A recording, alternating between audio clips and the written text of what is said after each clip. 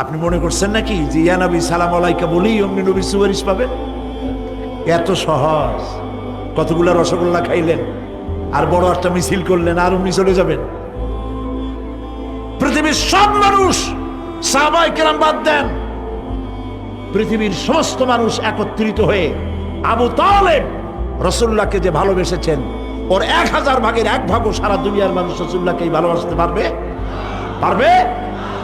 সেই আবু তালেব মৃত্যুর সময় নবী করিম সাল্লাল্লাহু আলাইহি ওয়াসাল্লাম বলেছিলেন, চাচা একটি বার আমার কানে তাওহীদের কালেমা শোনায় দেন। আবু তালেব, তার কিসমতে ছিল না কালেমা। এত ভালোবাসার পরেও হাদিস শরীফে এসেছে আবু তালেব জাহান্নামে যাবে।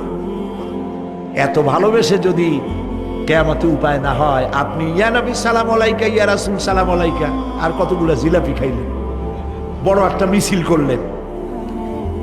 প্রিয় ভাই সব, এইসব বেদাত ছাড়ুন, এগুলি সুস্পষ্ট বিদআত। রাসূলুল্লাহকে ভালোবাসবেন, সাহাবীরা যেভাবে ভালোবেসেছেন ওইভাবে ভালোবাসবেন।